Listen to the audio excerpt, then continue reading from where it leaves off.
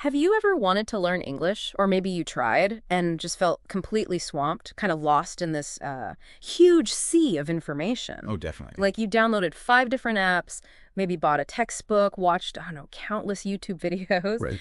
but still couldn't find a clear path. You had no idea where to actually begin or how to string it all together into something useful. Hmm. That feeling of, motivation but no real direction, it's incredibly common. And honestly, it can be paralyzing. It absolutely is. It's like, imagine having all the most wonderful ingredients for, let's say, a magnificent cake. Yeah. The finest flour, the richest chocolate, the freshest eggs. Okay, yeah. But you have absolutely no recipe. You have no idea how much of each ingredient to use or in what order to mix them or even how long to bake it for. Right, you're just staring at the ingredients. Exactly. It's so frustrating, and I've seen it lead to so many motivated learners, well, giving up before they even really get a taste of success. Exactly. And that's precisely why we created the deep dive. We take your sources, your research, your notes, and we extract those crucial nuggets of knowledge, basically giving you a shortcut to being truly well-informed. Hmm. Today, we're doing a deep dive into the Spring Book series, specifically the Spring Book New York Second Edition, which is a textbook explicitly designed for beginners. Right, the foundational level. Our mission today is to really uncover how this particular material helps new English learners establish a strong foundation, ensures a solid learning curve, and, maybe most importantly, provides that crystal clear guidance right from the very first step. Yeah. And we're not just, reading from the book. We'll also be sharing some real-life insights from our own experiences as English teachers and those of our students, too.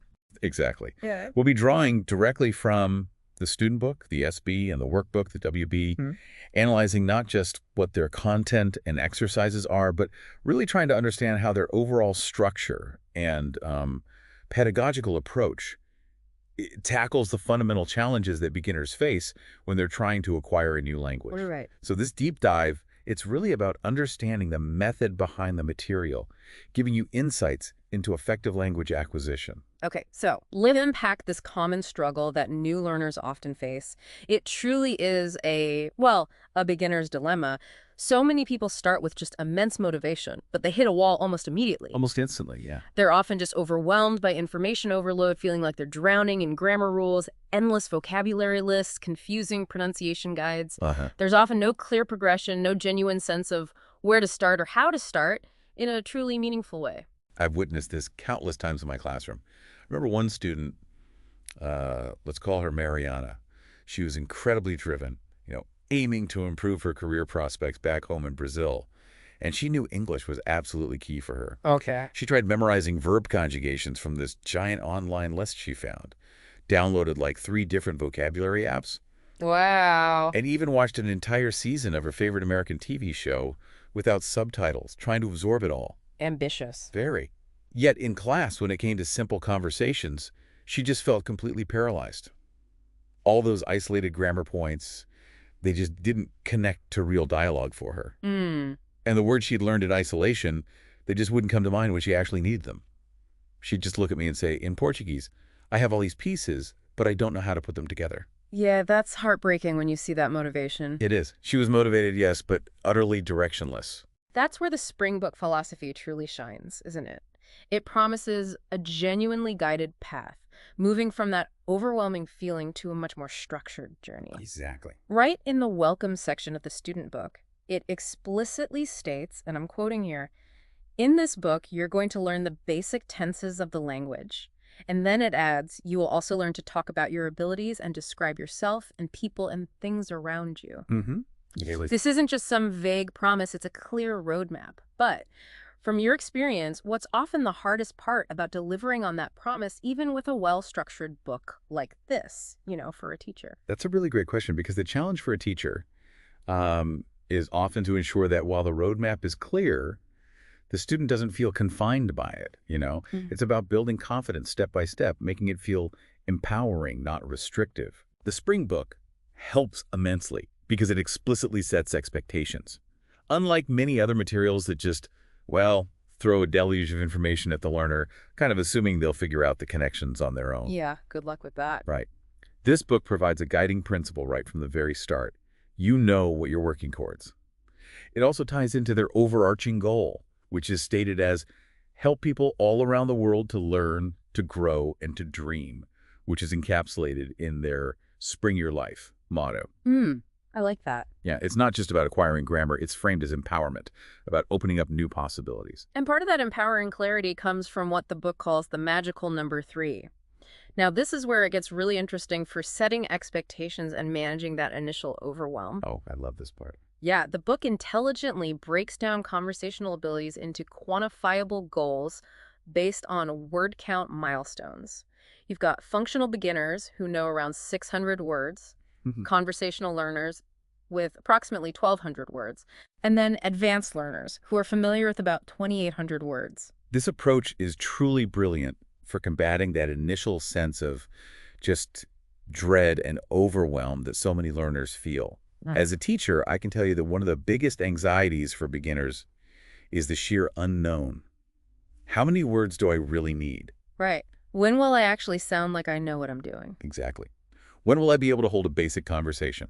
These quantifiable goals, 600 words, 1,200 words, they provide concrete, actionable benchmarks. Tangible targets. Precisely. Yeah. It's no longer just about finishing chapter 3. It's about having a tangible sense of progress, knowing that with each new word you learn, you're measurably closer to a specific level of conversational ability. That makes so much sense. It manages expectations, it makes the learning journey feel less abstract, and it provides a really powerful motivator. It transforms that overwhelming mountain into like a series of achievable hills. Nice analogy. You know exactly what to learn and where to start building, and critically, what that investment of effort will actually yield in terms of communication ability. So for anyone feeling overwhelmed, these tangible milestones really act as a kind of psychological anchor. Okay, now let's dive into how the Spring Book lays that crucial foundation, starting right from the welcome section and moving into the very first lessons. Right. One of the initial learning superfast tips the book introduces is leveraging your existing knowledge, especially if you happen to speak a cognate language. Well, this is a massive aha moment for so many of my students. Coming from Brazil, where Portuguese is spoken, the immediate connection is incredibly powerful. I bet. The book highlights that English and Latin-derived languages like Portuguese, Spanish, French, or Italian share at least 89% of similarities. That number itself is eye-opening. 89%, that's huge. It is. When you tell a beginner that words like chocolate, information, family, emotion, or even excellent are either identical or very, very similar in English, Oh, okay. it immediately reduces that initial anxiety. They realize they're not starting from absolute zero. They actually already have a significant head start. That's a game changer psychologically. Totally. And the introductory curiosities exercise, which actually asks you to write 3 cognates from your mother tongue, it really gets you actively engaged right from the beginning, showing that learning can be surprisingly familiar and, well, fun. Yeah. It's an instant confidence booster. That's a fantastic way to build immediate confidence and kind of bridge that existing knowledge. And it's not just about recognizing similar words within the textbook itself, right? The Spring Book immediately pushes learners beyond the classroom with these practical learning superfast tips. Yes. They suggest activities like listen to a podcast, read a book, change your smartphone language, watch series and movies. And this is truly vital because it encourages the immediate organic application of English in your daily life. It transforms what might feel like passive learning, just sitting and listening or reading, into active, integrated engagement. Making it part of life, not just study time. Exactly. Instead of feeling like you need to carve out entirely new blocks of time for study, which can be hard, these tips help you integrate English into habits you already have. Like changing your phone language. Brilliant. Right. Changing your smartphone language, for instance, means you're constantly interacting with English in a very non-intimidating way. It just becomes part of your routine rather than an extra burden. Yeah. It's about achieving this kind of seamless immersion without feeling overwhelmed. It's a true shortcut to being well-informed about common English usage in the real world. And speaking of integration, the book also thoughtfully recommends specific digital tools. It highlights Duolingo for its, quote, gamified learning system that helps you learn English quickly by spending 20 minutes a day. The gamification aspect is huge for motivation. And then there's Memrise, which focuses on expanding vocabulary by learning English words in an effective way, and it even offers an offline mode. These recommendations are just incredibly practical and learner-centric. I remember one student, Pedro, who was quite intimidated by the sheer size of traditional textbooks. He felt the weight of them, like before he even opened one. I know that feeling. Yeah. But when I suggested combining the structured learning of the Spring Book with these recommended apps, his whole attitude shifted. The gamified approach of Duolingo, with its short, frequent lessons and that immediate feedback. Instant gratification. Exactly. It made learning feel less like a chore and more like a fun daily challenge for him. And Memrise, with its focus on spaced repetition and those mnemonic techniques, it really helped him build confidence with new words more effectively. Right. It showed him that there were diverse, complementary pathways to learning, catering to different styles and schedules, ensuring he could find what really worked best for him. Okay, so before we even jump into actual grammar points, the book also solidifies the absolute basics, the ABCs and 123s. It meticulously presents the alphabet and numbers from 0 to 100. Now, this might seem incredibly basic, almost mundane maybe, to an experienced speaker, but for true beginners, mastering these elements is just a non-negotiable where to start point, isn't it? Oh, absolutely. It Yeah. built immediate fundamental confidence. You simply cannot read, spell, or even begin to communicate effectively without these foundational blocks. It's the absolute bedrock upon which everything else is built. Yeah. And I particularly appreciate that the book intersperses motivational quotes throughout this foundational section.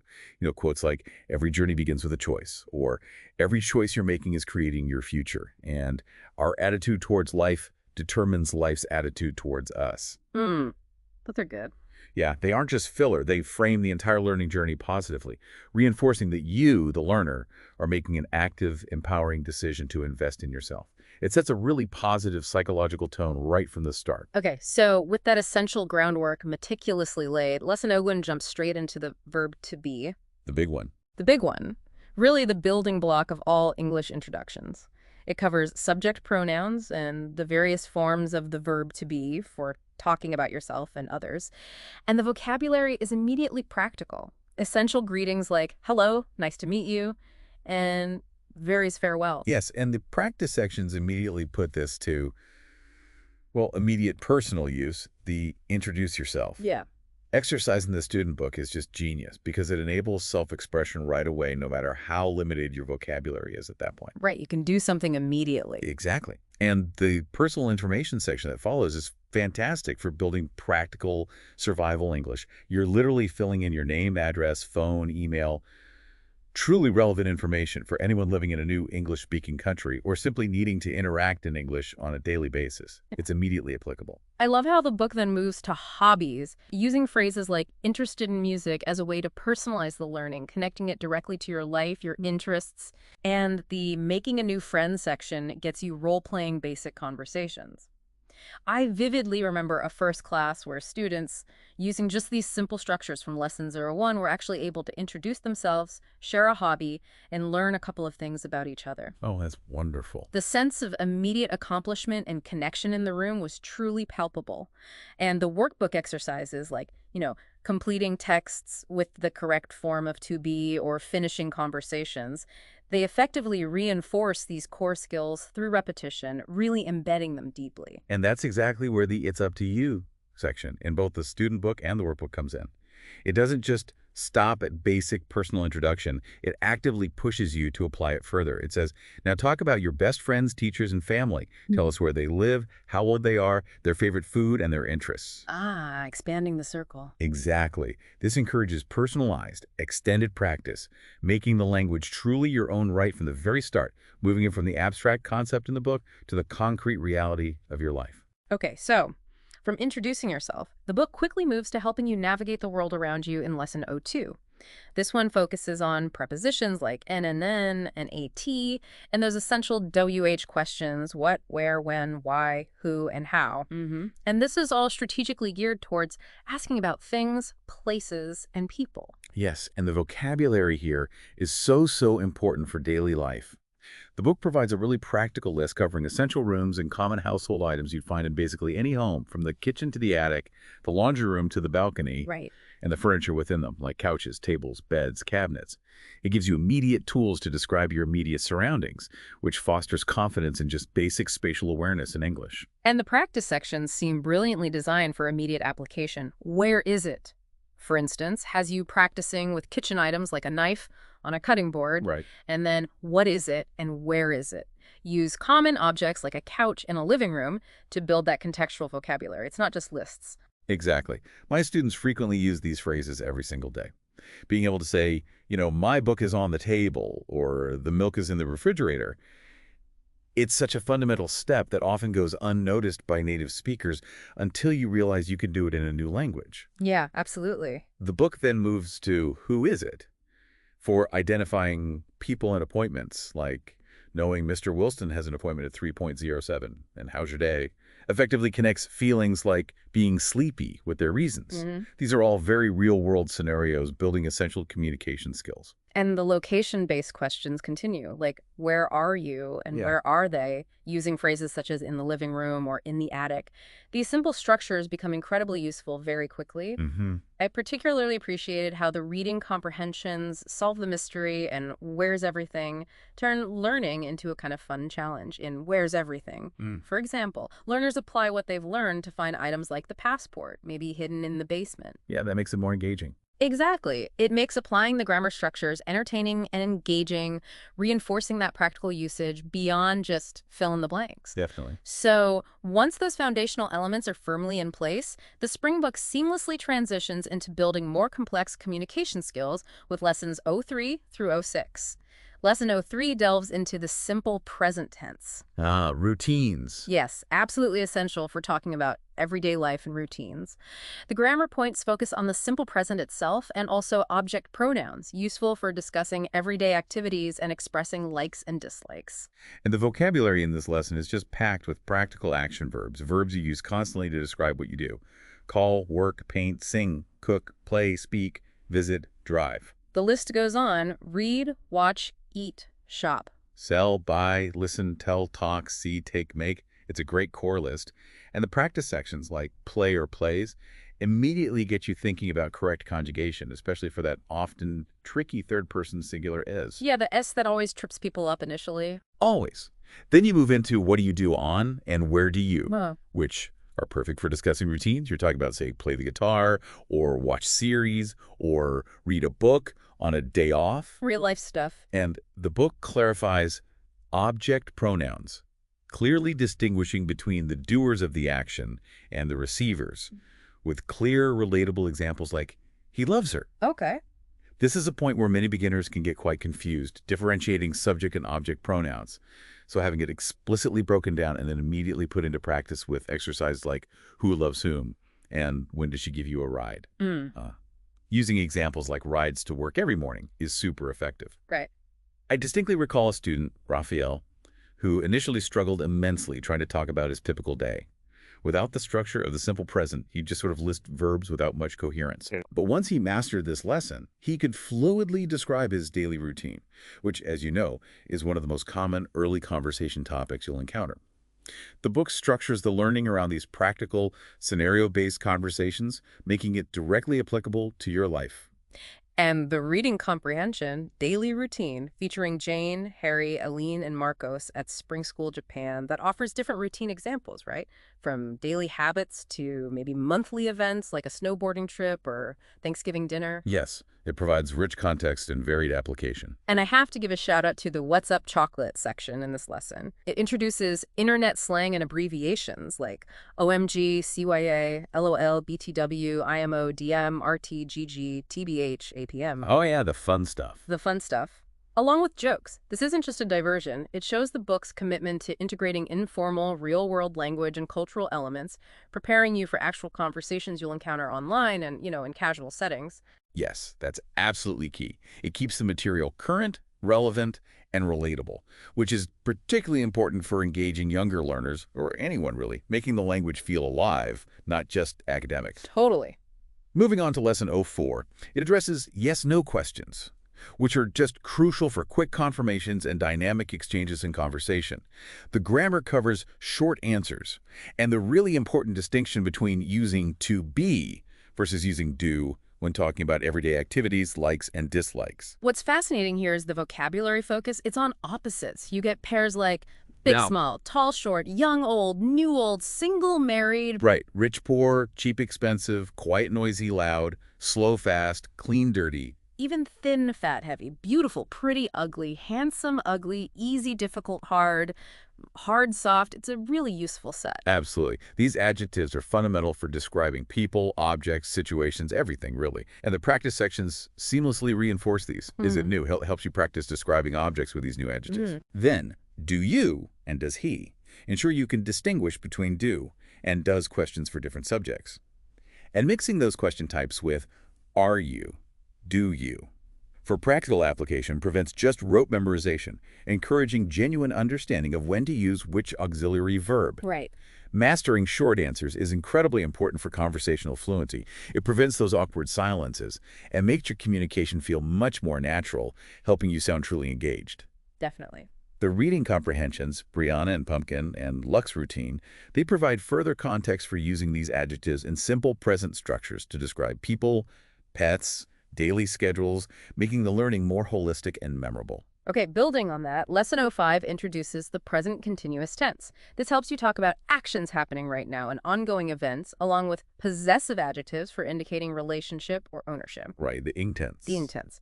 The vocabulary here includes verbs related to immediate actions: eating, drinking, singing, listening, planting, swimming, fixing, playing, cooking. Washing, working, reading, walking, sleeping, studying, drawing, brushing, combing, watching, talking, resting.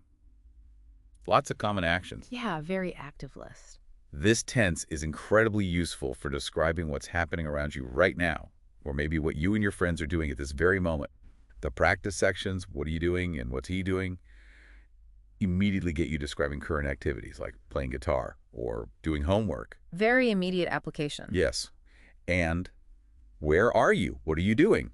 Combines location and action, like saying you're at the library studying English, which is a common scenario for many learners. Then the book introduces possessive adjectives: my, his, her, its, our, your, their.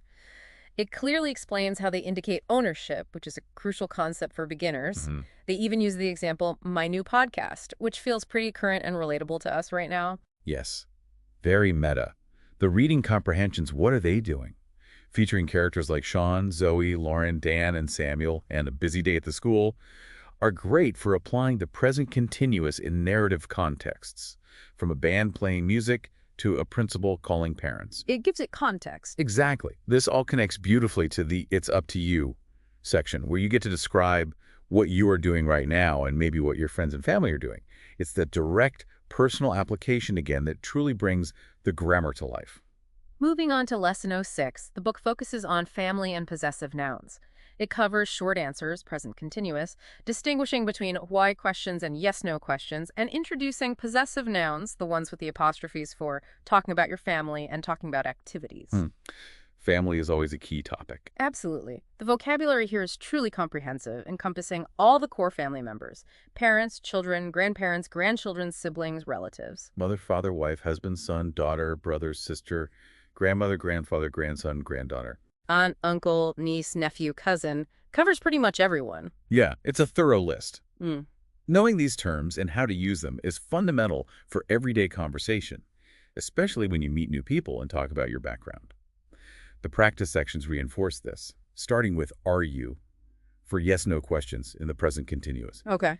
Then there's a dedicated section that clarifies the difference between WH questions and yes-no questions, which is helpful.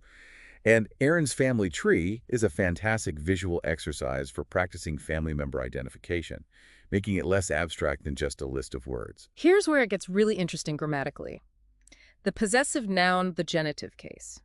It clearly explains the use of the apostrophes as for singular nouns, like Lisa's mother, and for plural nouns, including those irregular ones like children's parents. Yes, the rules for possessives can be tricky. Definitely. And the transform the sentences exercise, where you have to apply the genitive case, like changing something to my son's video game, really solidifies that understanding by making you actively manipulate the language structure. Absolutely.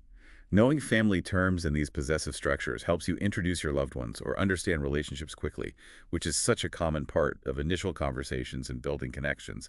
The reading comprehension, Father's Day Block Party PT.1, PT.2, brings all of this together in a cohesive, relatable story about a community event. Sounds like fun. And once again, the It's Up to You section is key. It invites you to draw your family tree, then describe it, which is a perfect example of personalized application, taking abstract grammar and making it concrete and meaningful to your own life. Another great cultural touch is What's Up Beach Time in this lesson. It continues that trend of integrating internet slangs and abbreviations like BFF, ASAP, B-Day, B4, FYI, UK, LMK, ETA, TTYL. Keeping it real. Keeping it real, exactly, Yeah. along with more jokes. It just keeps the learning experience fun, current, and prepares learners for the informal language they'll undoubtedly encounter in real-world communication, especially online. Okay, now, let's broaden our scope a bit and explore how the Spring Book helps learners expand their horizons.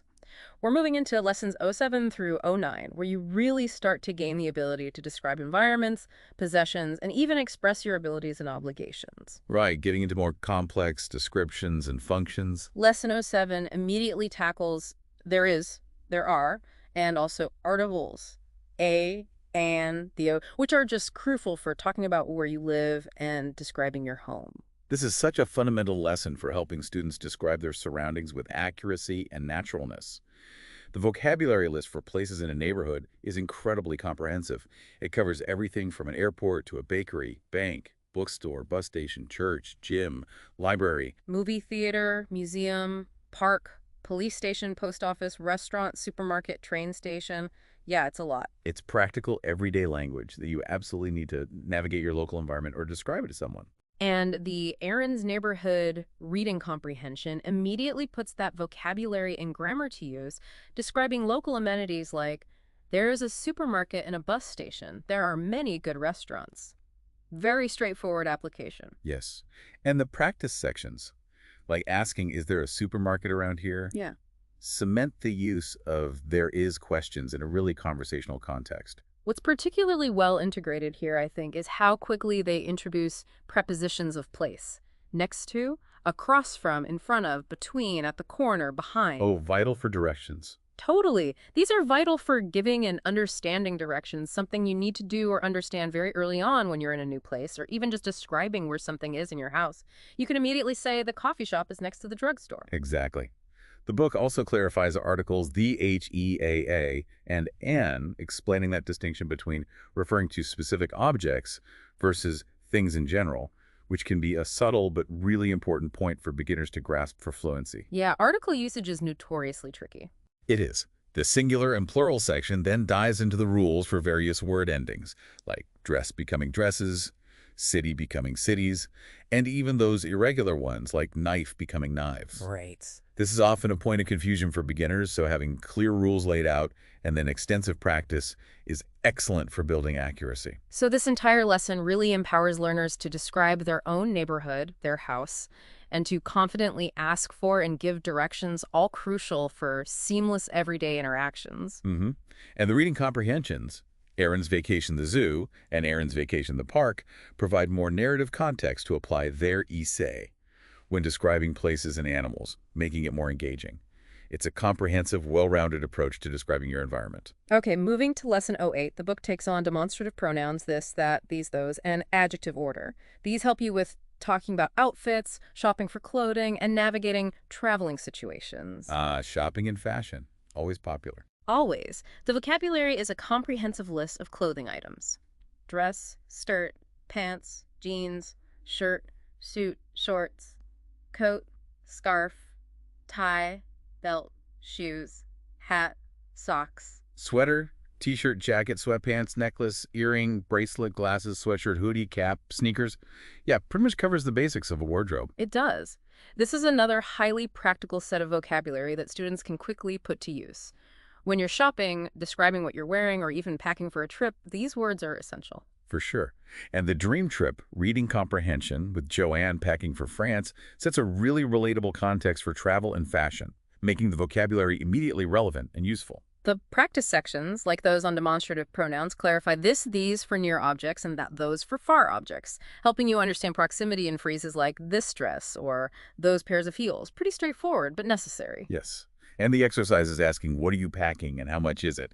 Immediately translated to practical shopping scenarios, like asking for the price of that blue blouse. Direct application. Now, the highlight of this lesson, for me, and maybe for you too, is the explicit teaching of adjective description order. Oh, yes. The magic order. The magic order. It provides that specific sequence opinion, size, age, shape, color, origin, material for describing things. This might seem like a small detail, but it's a common struggle for learners trying to figure out which adjective goes where when describing something like a beautiful, large, old, rectangular, red French wooden table. Exactly. Native speakers do it intuitively, but learners need the rule. This clear guidance is incredibly valuable, providing a framework for natural-sounding descriptions. And the designing the dress reading comprehension, where Joanna is in Paris choosing fabric, color, and pattern, applies these descriptive adjectives to a creative process, showing their real-world utility. Yeah, knowing how to describe what you're wearing or what you want to buy makes conversations about style just effortless, or at least much easier. Okay, finally, in this section, Lesson 09 equips you with the ability to express what you can do, want to do, have to do, and need to do. The grammar covers these modal verbs. Can, want to, have to, need to. Right. For talking about skills, talking about wants and needs, talking about obligations, and crucially, talking about jobs. And the vocabulary provides a wide range of jobs. Teacher, dancer, chef, singer, driver, superintendent, baker, mechanic, salesperson, secretary. Doctor, nurse, dentist, actor, actress, director, cleaner, flight attendant, executive, personal trainer, coach, police officer, fireman, clerk. Again, a really solid list. Yeah, this immediately gives learners the tools to talk about their profession or someone else's, which is, again, a very common early conversation topic. The book does an excellent job here of clarifying the nuances of these modal verbs because they can be confusing. Can, for ability or permission, have to for external obligations, need to for necessity, and want to for desire. Those distinctions are critical for precise communication. Definitely. The practice sections ensure you use them correctly in context. Can you speak French? Has you practicing abilities? What do you want to do tomorrow?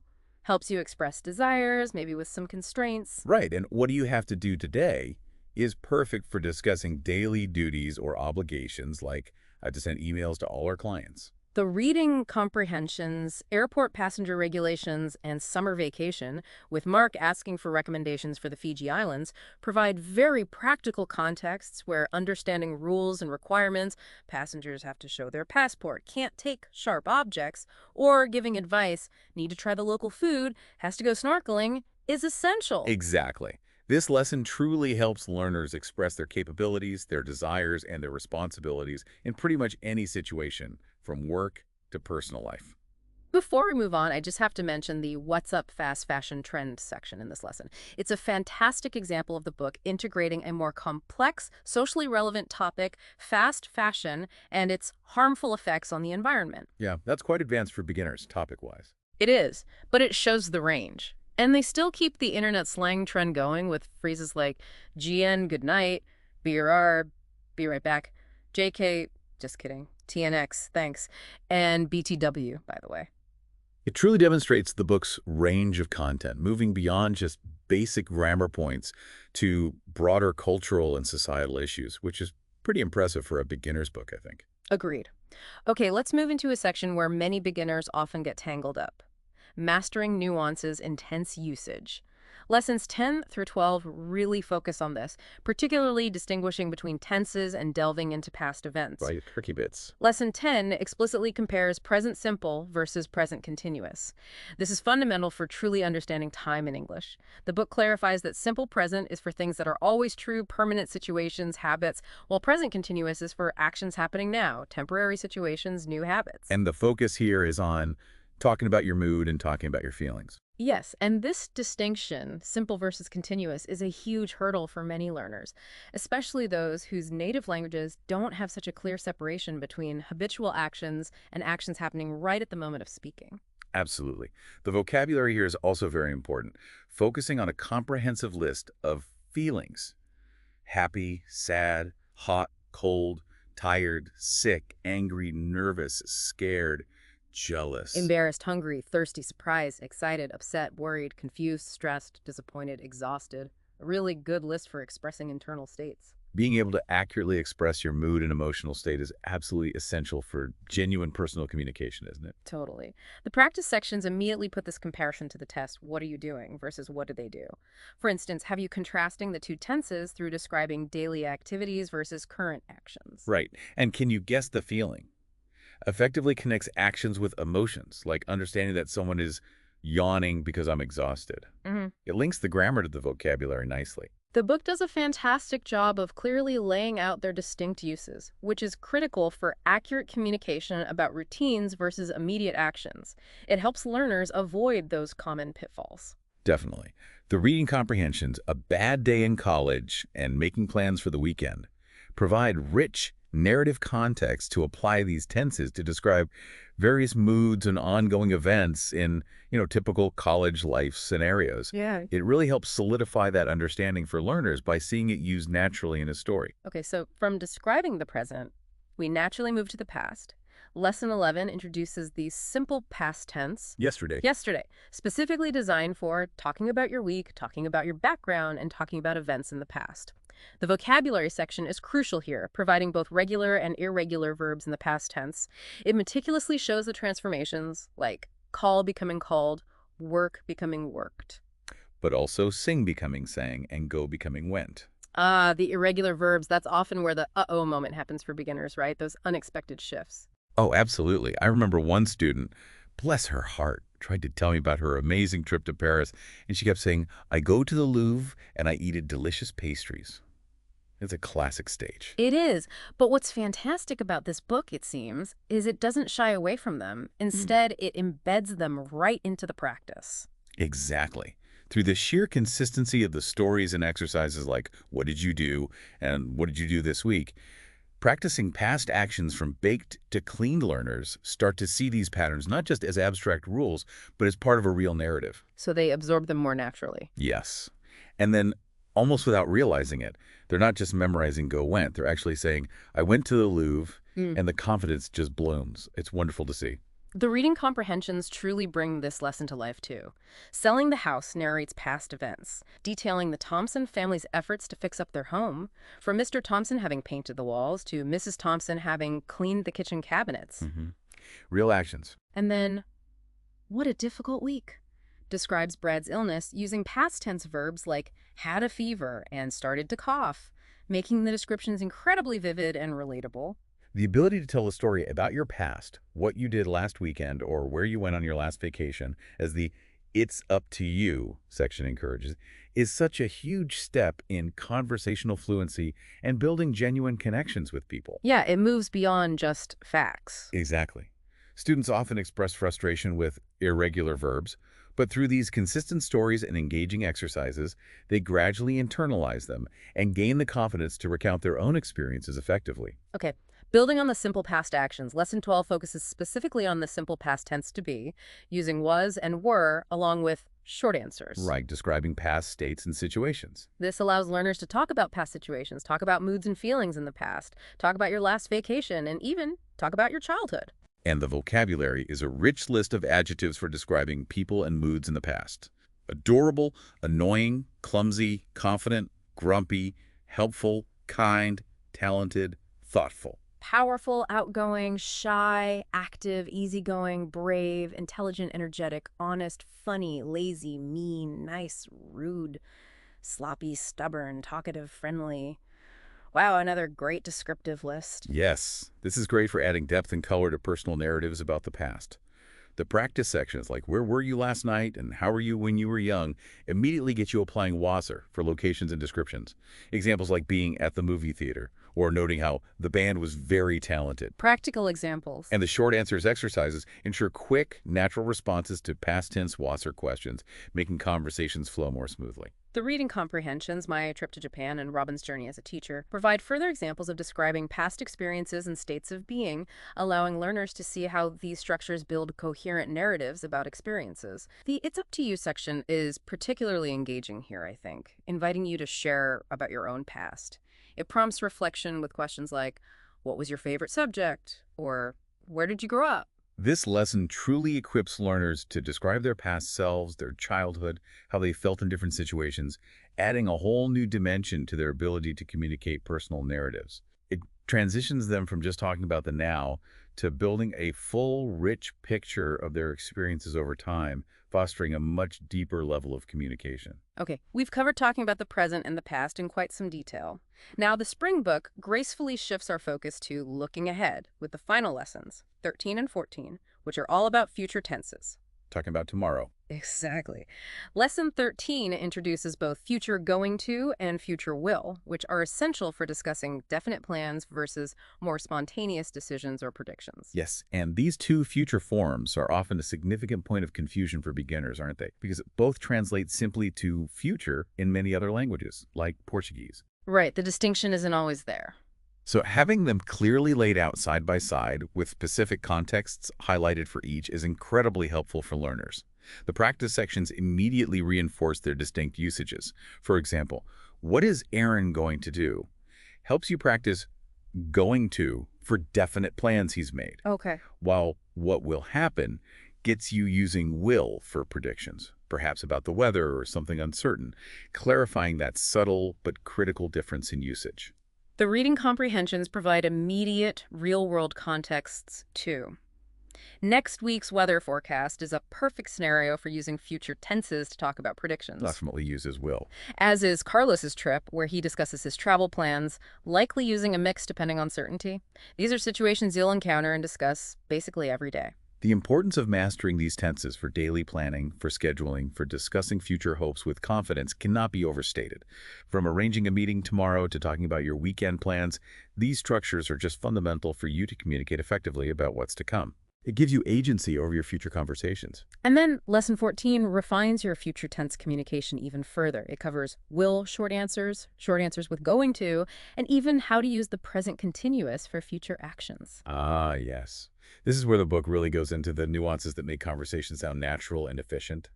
You learn to give quick will responses with exercises like, will you go dancing tonight? Yes, I will. No, I won't. Right. Simple confirmations. Similarly, you practice quick going to responses with questions like, is Henry going to play today? Yes, he is. No, he isn't. And mastering time expressions is also vital for scheduling, which is comprehensively covered with exercises like, what time is it? Mm, Seems basic, but crucial for planning.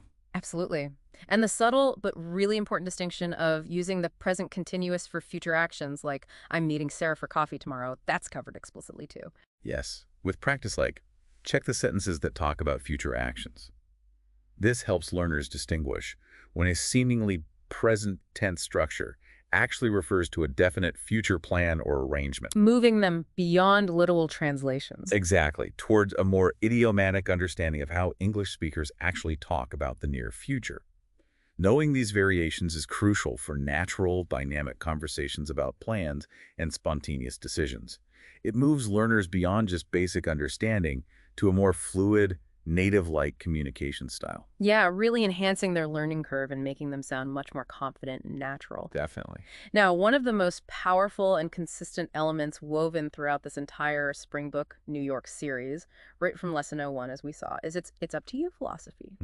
I love that feature. Yeah, this isn't just some quirky segment thrown in at the end. It feels like a core pedagogical approach, a real guiding principle. We see it everywhere, from talk about your best friends to describe your house or apartment, write about your routine, and even plan your vacation. This recurring segment is precisely where that good learning curve truly blossoms, where that initial guidance leads to genuine growth and independent use. It's the moment the book consistently pushes learners to actively use the new language in truly meaningful ways about their own lives, their own experiences. Making it personal. Exactly. It transcends rote memorization, moving from simply understanding grammar rules on a page to genuinely communicating and creating personal narratives using those rules. As a teacher, these sections are invaluable. How so? Well, they allow me to gauge comprehension, not just by checking for correct answers and a gap fill, but by seeing how creatively and accurately a student can personalize the language. It's when they make the language their own, applying it to their world, that real fluency begins to take root. Ah, okay. It shifts the learning from passive reception of information to active creation of meaning, fostering deep engagement, and importantly, sustained motivation.